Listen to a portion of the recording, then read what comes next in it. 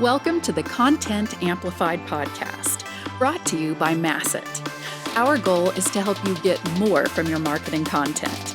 Each episode is a 10 to 15 minute interview with industry experts that share amazing insights to help you squeeze as much juice from your content as you possibly can. Here's today's interview. Welcome back to another episode of Content Amplified. Today I'm joined by Janet. Janet, welcome to the show. Thank you. Nice to meet you and happy to be on. Yeah, Janet, I'm excited for today's episode, but before we dive into the subject, we'd love to get to know you. What do you love about content and marketing? And tell us a little bit about yourself and your career. Sure. I love to write. So I've always believed in the importance of content marketing. I do believe it's under the core of all of the strategies that eventually comes back to what can you teach me, right? Like a buyer, a customer, if they learn something from a company that's selling to them, then I feel like that company has earned the right to then talk to them about their products. So in terms of an introduction, I'm a 20 plus year veteran of B2B SaaS marketing. I've worked at startups through well-established companies like IBM, Infosys, eBay, PayPal. And my specialty, the reason why companies bring me on is typically to help them scale and grow. And so what I do is I use my experience to figure out, what works, what's the right amount of people, technology, processes to put into place at each stage of a company. And I do a lot of testing. I figure out what works. And then once it's identified, set up the company to scale and grow. I'm the VP of marketing for Blue Shift. Blue Shift helps brands engage customers on a one-to-one basis by making data and intelligence effortlessly actionable on every channel. What that means is that we provide a customer data platform, AI-based decisioning, and a cross-channel marketing hub all in one place. That way, the brands that we work with have all the tools they need in one place to seamlessly deliver that personalized experience in real time and really across that entire customer journey. So we know one of the hardest things for marketers is to be able to communicate and reach their customers one-on-one, right? So Blue Shift helps makes that scalable. So for brands that have tens of millions of customers, it's super hard, right? You're not going to be able to reach every individual, but with our platform, it is actually possible to do so. I love it. I love it. Truly so many good areas, so many different subjects we could talk about from your experience. But today we're going to really focus in on one, and that's the Google algorithm update. And I think a lot of people know a little bit about this update, but I still think a lot of people are scratching their heads and wondering, okay, what do I do? How do I be effective? What should I focus on? So Janet, just to kick it off, what was this change and what is it really doing and how is it affecting websites? Google always makes algorithm changes. This most recent one's a big one, their search generative experience.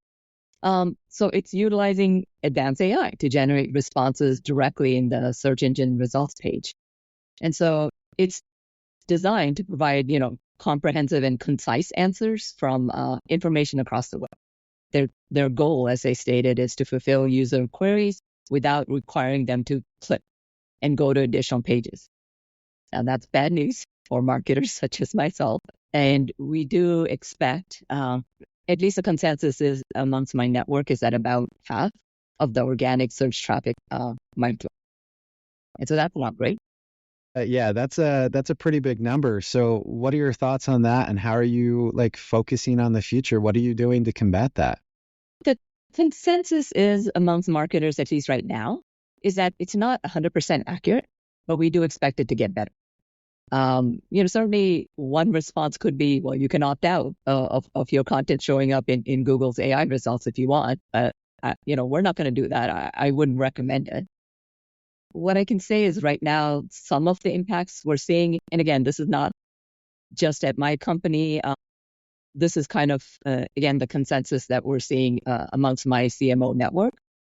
We're seeing that, obviously decreased visibility of organic results.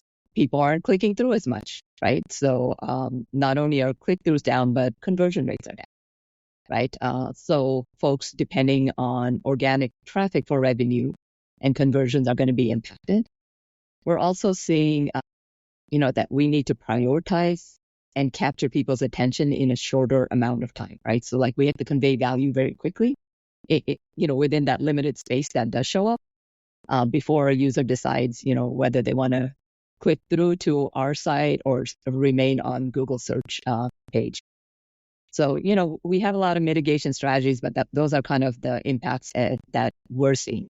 There was this emphasis on not using AI generated content on your own website.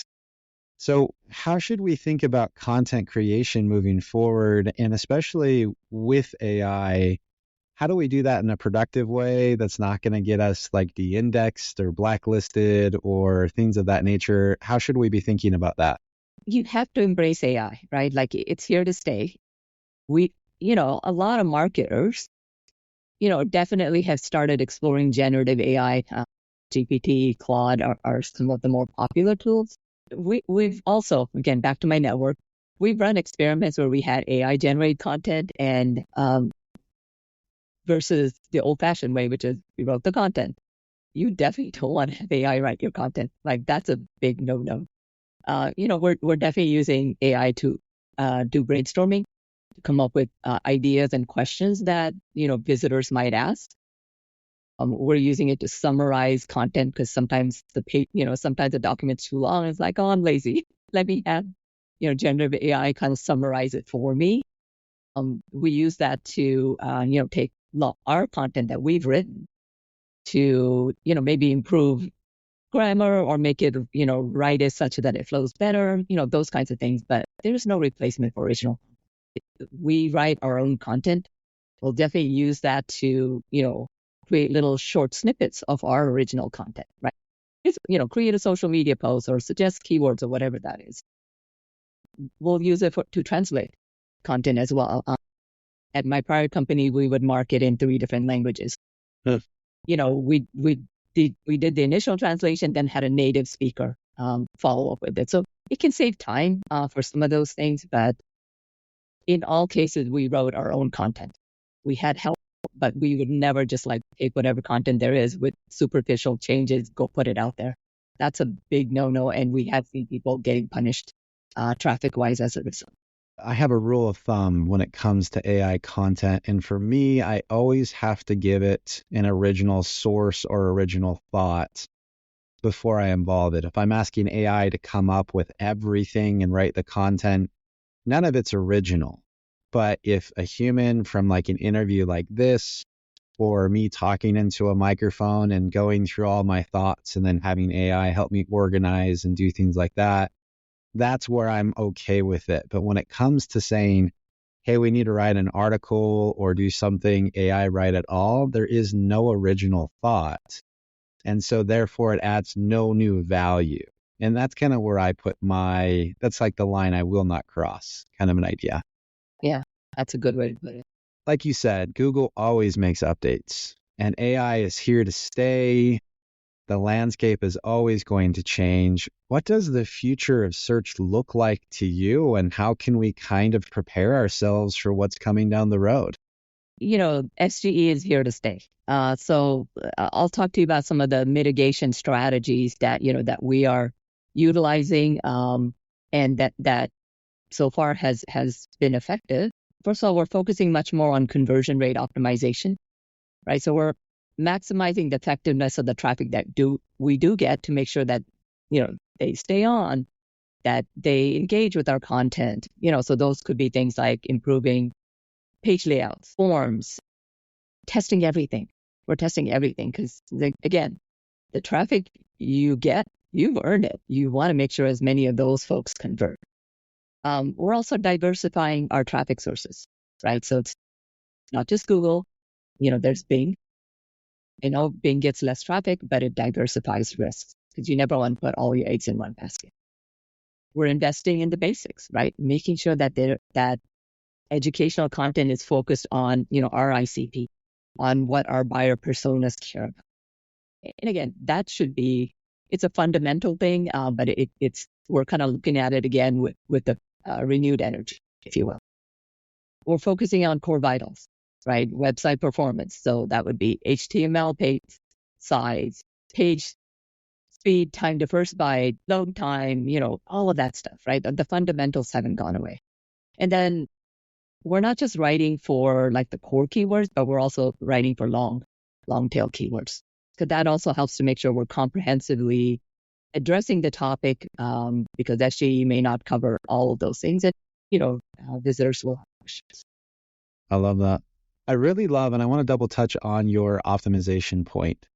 I think that we as businesses, and I've seen this in my career, and I'm curious if you've seen this, but we spend so much time and money on SEO. How do we get the traffic? And I feel like we don't spend as much time or money on improving the website. It feels like every other year we'll redesign it and call it good, but that ongoing test everything mentality that you talked about, the optimization, how do I improve this? How do I make this experience better? Like you said, you earned it. Why not optimize it? So is that something that like you're weighing out as much as SEO nowadays because it's that important? Yeah, we are. We're doubling down on A/B testing, because I'm sure like a year or two ago, we would have done that. We would have revised our website. It's not one and done. And it's more than just redesigning every once in a while. It's look at your page and be skeptical. The analogy I use is, would my brother read it? My brother's like my harshest critic. He's not going to sugarcoat anything. If he doesn't read it and care about it, chances are it's not going to pass the test, right? Meaning your visitors may not like it as well. So, look at it again, redesign stuff, test everything, and don't just put down a plan. Here's the baseline. Here's what we're testing. Here's the results we expect. And here's what we got. Like, be more disciplined in your approach to doing that. And then constantly like tap into your network, go look at best practices. Don't just look at one or two websites, it's such as your competitor and say, oh, I like this, so I'm going to incorporate that. Find websites that are doing really well and learn from them, understand what they're doing, and then constantly kind of keep updating. So yeah, I believe in CRO. One of my favorite tools was Google Optimize, but that's kind of been phased out. Any recommendations of tools that you really like, or, maybe it's just spreadsheets that you use in Google Analytics, but any recommendations on how to really focus in on that? Yeah, there are two big tools out there that people are using, or at least in my network. We're using BWO.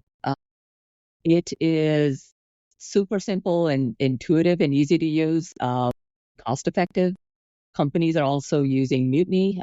It's more on the high end. It allows you to do a lot more things, but both are effective. And there are many, many other tools out there. So don't get me wrong. I'm just mentioning the ones at the top of my mind. But we love BWO. I use BWO for years as well. So Okay. not paid sponsorship by any means, but again, if you're thinking, I should really invest in CRO a little bit more, there are a couple tools that definitely can kind of help you down that road. When you're looking at it, obviously AI is trying to serve up results and answers, things like that, especially with Google. How do we optimize our content to show up for those snippets? Is it worth doing at all? How do you think about like prioritizing being there and any business value it'll bring, for the business and search traffic, things like that? The AI questions that are available and that are brought up, they help us to understand customer intent and behavior. They help us target our content much more, right? Such that it's much more relevant to our audience, because that's what the algorithm believes they're asking. So it helps us by paying attention to it, it helps us to stay ahead of our competition, because maybe they're not using it, or especially if they're not using it. So you want to pay attention to that. It saves us time doing manual research, for creating new content, because it kind of gives you some ideas already. And it also helps us to improve our ad targeting, right? Because you can understand the questions and the needs of the user. So therefore you can sharpen up your paid ad content as well.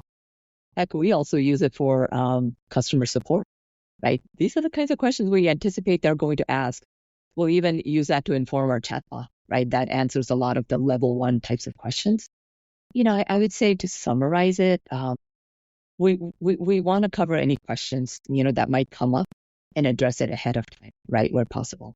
So we will run searches, we'll look at the questions, and we'll use that to inform our content. Assuming we have domain authority and that we're recognized for certain topics and subjects, Google's going to reward us. So we want to keep doing that. But these questions they're part of our research, really. They help us understand the words that our visitors are using, how they're asking, and in what order are they asking. So it's been helpful. It has been helpful. I like that. Especially like using it in all the different departments and customer support and things like that. I love that. I think that's super smart. Well, Janet, I've learned a ton. This is amazing. Again, thanks for the time today. If anyone wants to reach out and connect with you online, how and where can they find you? The easiest way is LinkedIn.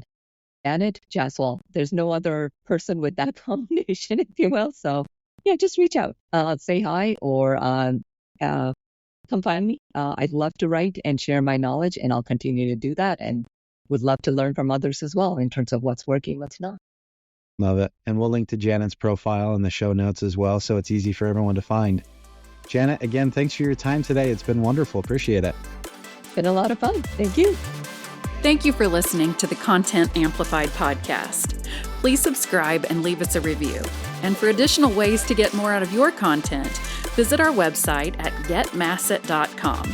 That's getmasset.com. And tune in next time to the Content Amplified podcast.